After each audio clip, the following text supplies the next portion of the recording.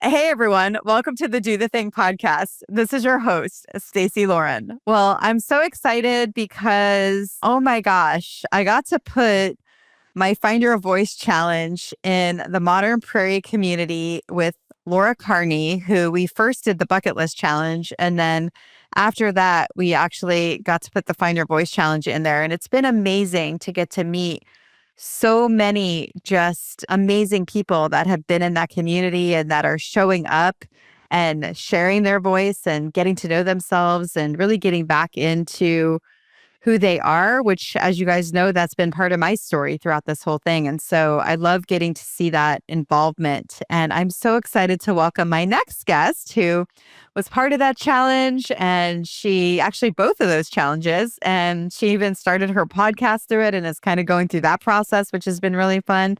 And so I'm really looking forward to hearing her story and what she is up to. So I am welcoming Melissa Beckham to the show. Hey, Melissa. Hello, How are you? I'm good. I'm excited. I'm nervous. I'm getting used to the camera thing. So it's a new thing that I'm trying to push myself out of my comfort zone with. And I just did an interview today with one of the Modern Prairie ladies on my podcast that I've got to learn how to upload and all that kind of stuff. And that was very enjoyable. I've done one with Kim and I'm going to be doing others. I'm slowly getting into it so I can learn it. Never thought I wanted to do a podcast. So I did the first thing with the bucket list with Laura and you. And one of the things on the bucket list was to go on a podcast. And I went on Julie Trainer's podcast and it sparked something in me. And that's what I love so much about Modern Prairie and these dares and stuff like that. It makes you think where you want to go with the rest of your life. Everybody thinks at this age, your life starts to slow down. And that's not true. It keeps going and you keep growing. And that's what I've learned through all the challenges and doing the podcast. It sparked something in me to make me want to do a podcast. And then you did the dare in the second thing where they come on my podcast. And that's what I'm working on now. And it's been very interesting. I've met a lot of wonderful people. And there's a lot of things that we have in common that we didn't realize. There's journeys that we all share that we didn't know we were sharing. And it's just been an amazing journey. By you saying you didn't even know you wanted to start a podcast and then you going on Julie's podcast and realizing that you liked it, right? And then you wanted to start your own. And now you're the podcast that's encouraging and inspiring other people to either start one or go on one and really share more of ourselves and more of our story. Yeah. And I've thought about as well as just kind of branching out with not just the podcast, but I've been thinking about either starting a Facebook page or talking to Nicole or Brittany about starting a group in Modern Prairie just for supportiveness for caregiving. Because caregiving, my podcast is my caregiving journey. And so I want it to be kind of a support group where people can go and know that they're not the only ones going through what we go through as caregivers. And if they have any questions, there can be people in there that can answer those questions. I would kind of like to have it as a group because we've got a lot of nurses and healthcare people in Modern Prairie that would love to get help other people, give them pointers. And I would like to get that all in one group where we can involve everybody and post the questions and post the frustrations because it's a blessing. Caregiving is a very big blessing, but it's also challenging. Mm-hmm. And everybody needs to know that they're not the only one. They're not an awful person for feeling frustrated and challenged in that time. It's okay to feel that way, but here's how you can work through it. And my husband and I were talking about it last night. He said, we could even add to your podcast and do a caregiver supporter where spouses support spouses while they're caregiving for their parents. And He said, that's just as important as being a caregiver as being a supporter of a caregiver. And we both been on both sides of that fence. So that's just how it grew from, because Julie's was the hidden gifts of loss. And how caregiving come out of that, I don't know. But that's what I mainly talked about was the blessings that I had from caregiving helping me through the loss of my father. Because when you're a caregiver, you know that you've done all you can do. And you were there for your parent or whoever you're doing the caregiving for. And it don't make the pain go away. The feel of loss is still there, but it gives you more relief. It gives you a way of coping with it better because you know you were there during the whole time and we're helping them through that. Mm. That's kind of the message I want to get out. And I want people to know that they're not alone. And that's what Veronica was saying today. She said she had to do it all by herself. She didn't have any kind of support. And I said, yeah, that's why I wanted to start the podcast. And that's why I wanted to start a group for a support system, just to get it out there where people know that they're not alone. It's so amazing. And that's one of the things that I love about what Modern Prairie is doing is they actually want the members to create groups within the app, which is amazing because now you're getting to help people through your own experience. And like you said, be able to really give them the support, be able to have them ask for help by someone who's been there, done that, right? So you're basically doing the My People version of it where you're connecting them to that. So you and Laura kind of opened up that whole thing. That wasn't even a thing to me. I mean, I've heard people talk about podcasts and I've watched podcasts, but I'm like, that's not something I would do. And then y'all made it, you have a voice and it counts and it means something. And I talked to you about the thing that worried me the most about starting a podcast is people would think I was a professional caregiver and I'm not. I've just had the experience.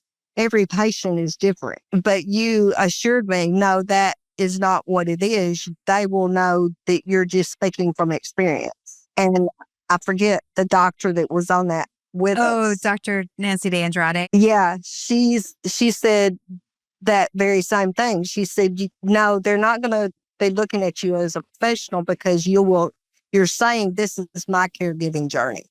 This is what I went through. And everybody goes through a different type of caregiving journey. Yeah. And I think there's so many people that get stuck in that thinking that they need the certification or they need the doctorate or they need whatever it is that they think they need to be able to share their experience and be able to help other people. And what I've found in my experience is that it is based on your own experience. That's how you're able to connect to people more. Because a lot of times when you're learning from someone that's so far removed from it, they forget what it was like, right? Whereas if you're 2 steps ahead, now you're able to really speak to people from a place of understanding and being able to really help them in the biggest way. Yeah.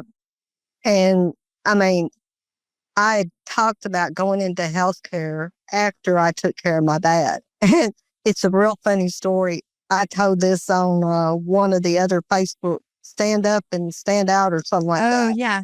They're the one that actually helped me come up with the name for the podcast. But I was telling them it was funny that I wanted to go into nursing. And my husband, he loves me and he will support me in anything I do.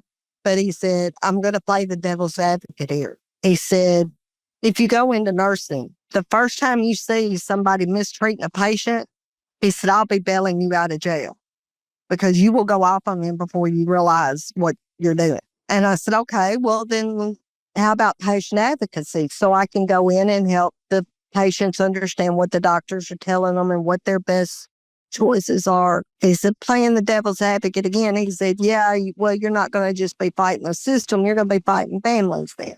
So I'll be bailing you out of jail then too. But I think this podcast gives me the perfect opportunity to help people the way I feel like I need to. And I won't be wanting to hurt them because they're not doing what they're supposed to do. You know what I'm saying? So it'll be more of a, I'm here to help. I'm here to listen. but I'm not telling you what to do.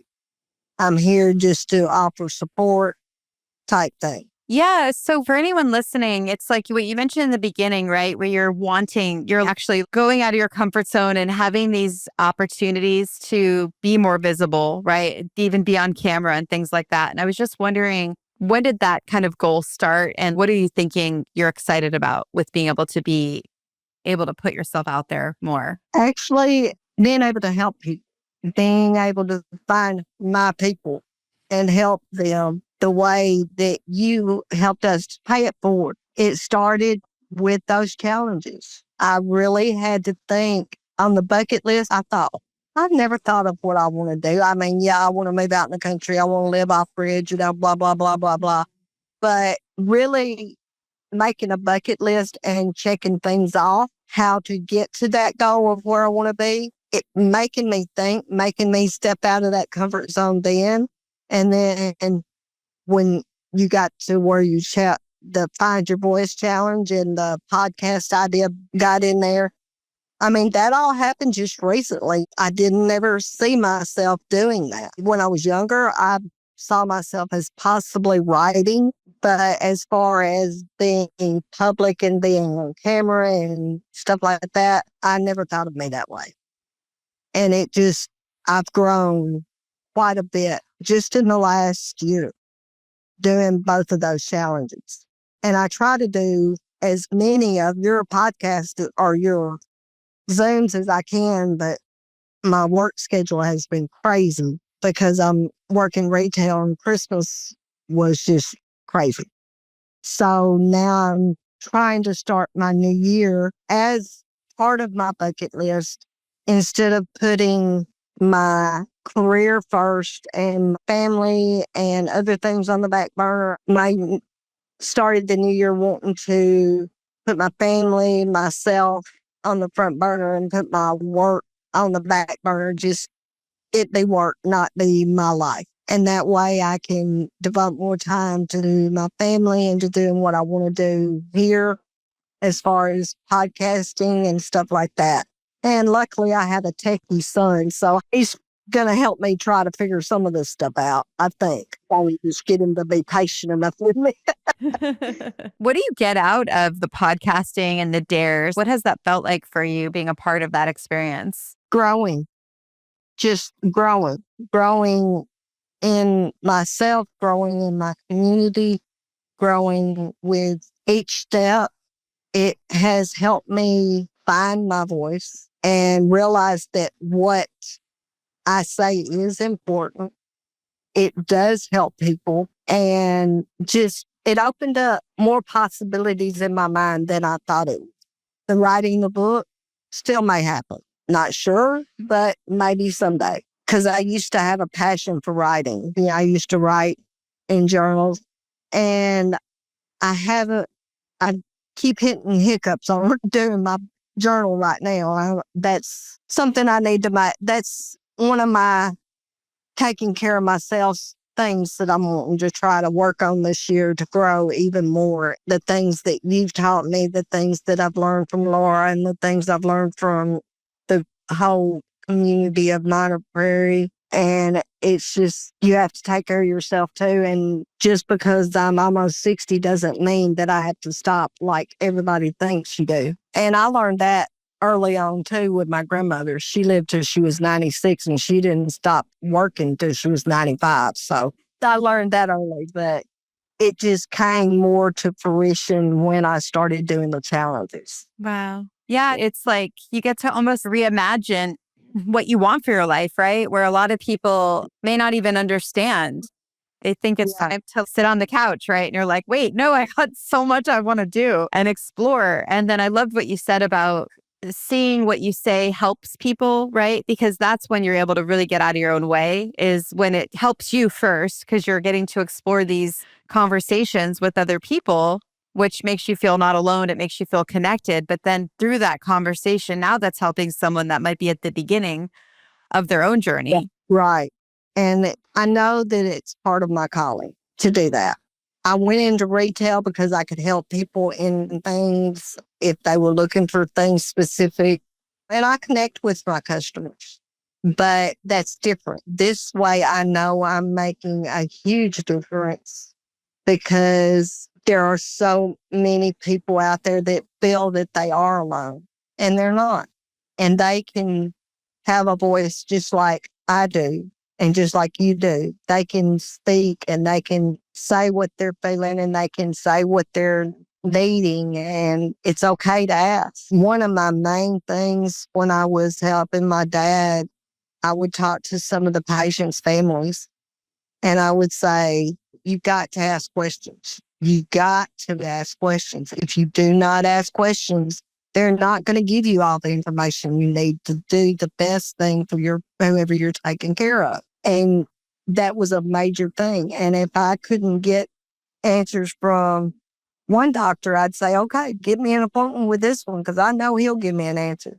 And I would go home, do research, and I would research everything I didn't understand that he said. And then I'd go back with 100 more questions. And it's okay to ask questions. You've got to. And that is one of the biggest lessons I learned during that time is you got to ask questions to advocate for your person that you're caregiving for.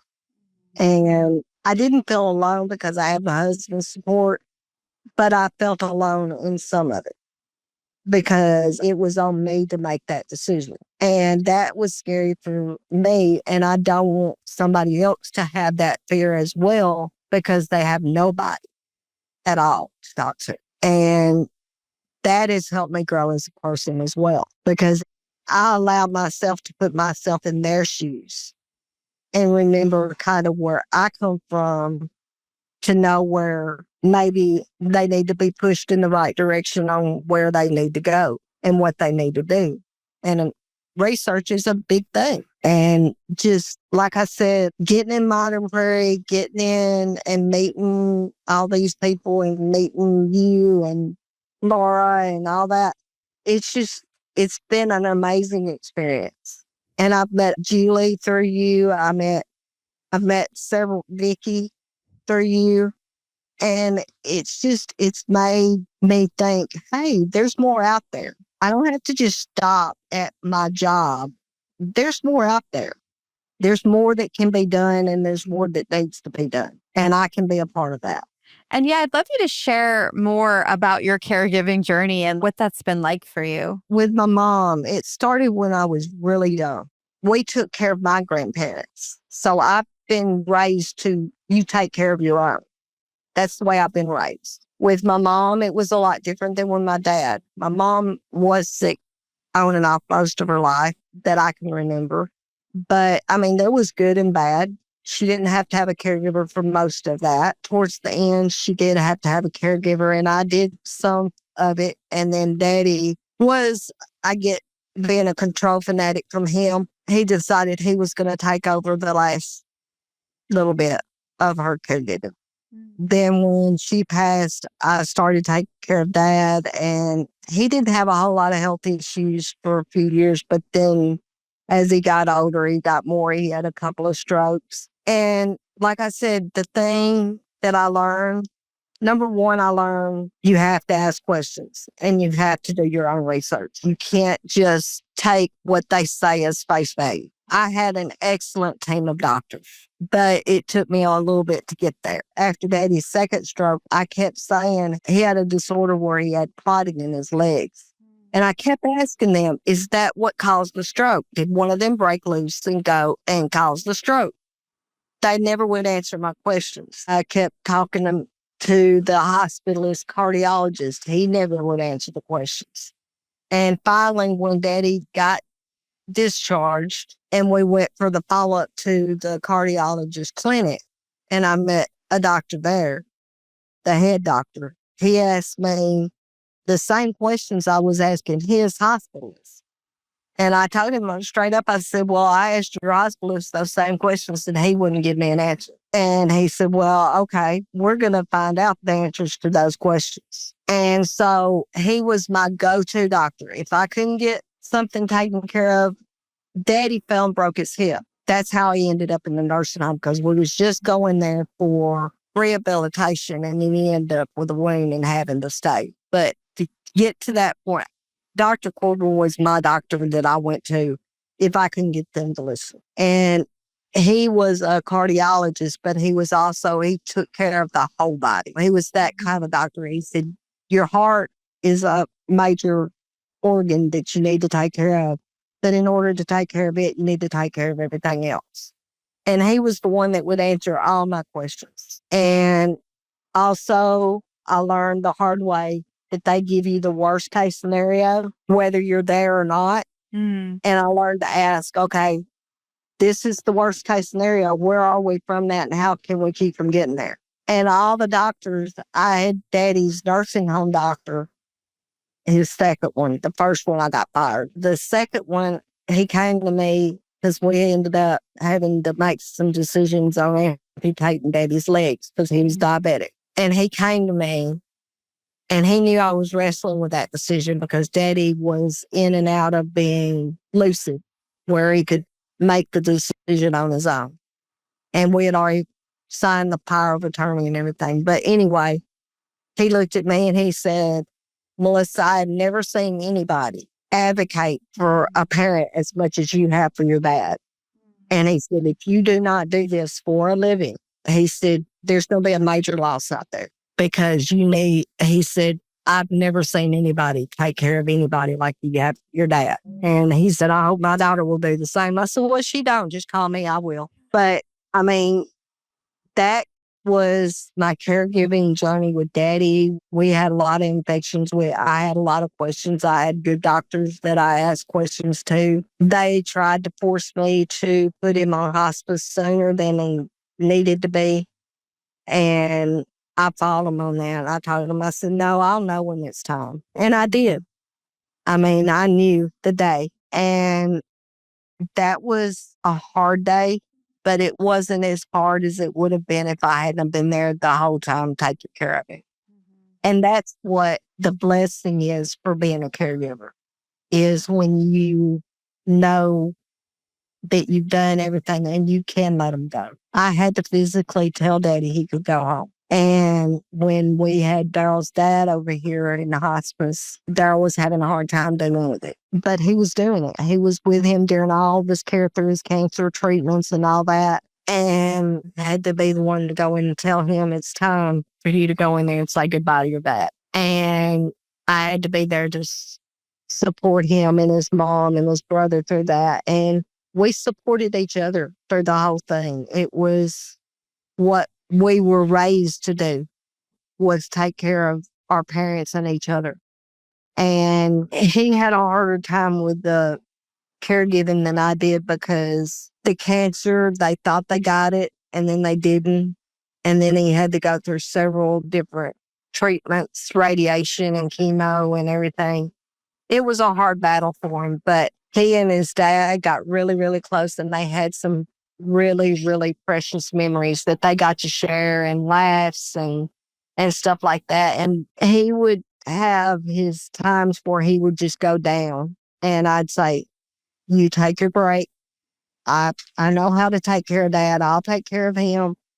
Take a break, take a breather, then we'll go from there. So it's crucial to have a good support system and it's crucial to have good doctors and it's crucial to ask questions. Yeah, it's so amazing what you've done because number one, I just want to tell you I see you and what you're doing. It's amazing. And I also want to really help the people listening on how they could take what you've done and be able to use it themselves because you're right. The asking for questions is so important. But it also takes so much courage, right? Because there's also the people that are like, I'm the expert.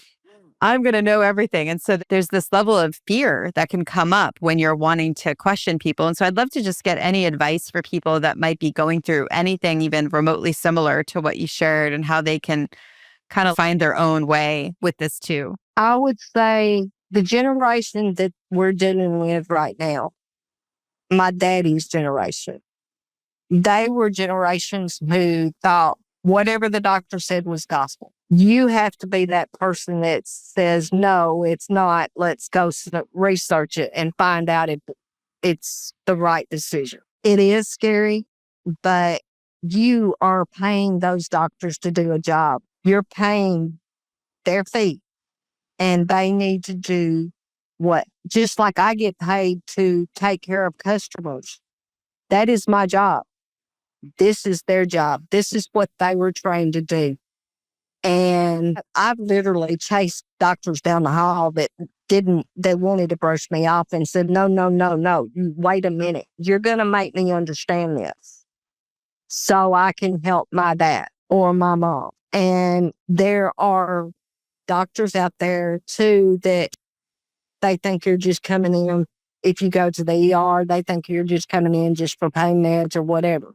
No, tell them, no, that's not what I want. Pain meds, yeah, we may have to have them, but I want to know what's causing the pain first. You need to make a diagnosis first. What is your diagnosis? What's causing this pain? Why are we here? And it's okay to ask those questions. And I want people to know that, because we came from a generation that thinks, yeah, whatever the doctor says is gospel. It's not.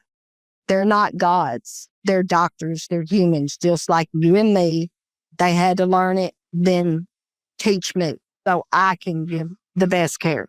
And do your research. Do your research. If you don't understand what the doctor is telling you, Google it. Go to WebMD. Go to Mayo Clinic. Google it, then look at reputable places that you can go to sift through the information, because there's hacks out there as well that they'll give you any kind of answer you want to hear. But there are reputable websites that you can go to, and when you Google something, it will bring up all those websites that you need to go. And just go to them and read what the information is that they're giving you, and then deduce from what that information is and figure out what you need to know and what questions you need to ask. What does it feel like to know that you've gone through so much, right, to learn what you've learned, and now you're able to give other people a shortcut just by saying what we've just said in this interview? I feel like there's so much value in everything that you've shared. And I'm just like, this is years, maybe even decades of experience that now you're able to give someone and they could just have this shortcut. I'm just curious how that feels for you. Like a blessing. It's like a blessing that I can help somebody take that shortcut. It makes me feel like I'm doing what I should do, like I'm doing what I need to do, what I'm put here on earth to do. And when you found Modern Prairie, how long ago was it? A year ago. A year. Okay. I know exactly. I saw that Laura's, well, that's how I got into it. On Instagram, I seen her campaign that she put out last year, and the 50th anniversary thing. It kind of drew me in. And when I got in there, it was like, where have you been all my life? The community is just so supportive and so wonderful, because, like I said, with this caregiving, you're not alone. There are so many people that are in there that just, you get to know different cultures, different views, and we're all there for a common purpose. And it's just, I don't know. I don't know how she did it, but it came at a time when this world really needed it. Do you remember what your first event was that you went to? Right now, what I love is everyone's cameras on the Zoom, and everyone's so engaging. And I know sometimes with communities, there's a gearing up process. I was just kind of curious what that was like for you. I think of the first one I did, it was Embracing the Pause. I went on there, and that was the first one I did. And then I got to ask, I wouldn't get on camera. I would type in my questions and stuff. And then I think the next one was where we did, it was Embracing the Pause. I think there was 2 of them. I did a heart to heart, and then the journaling with Carrie Welch. They just started the book club, and I missed the knitting circle, but I got the Secret Garden and read it. I got into the book club, and I started in the book club then, and got into the journaling after that. And then the bucket list with Laura. I read her book and then did the bucket list challenge. And it just kind of just snowballed from there. I've signed up for every one. but I don't know what my schedule's going to be at work. So if I can't go, I'll go in and cancel, because when my schedule comes out, I'll say, can't make it. Sorry. But that's why I like that they record them. And I know how to get on the record Zooms for them, but I can't find out how to get on my own recorded Zoom. Yeah. I wrote a note for myself. I'll send some instructions for you too, so you have that. I was also curious because, just so you guys know, Melissa ran one of the cohorts for Find Your Voice inside Modern Prairie. So she was, we were calling you guys were called the Trailblazers, which was so fun. And since you did the bucket list challenge, we then got to have you lead that. And I was curious how that felt for you being a part of that process. That was scary at first, but I had a really good cohort with me, Rosa.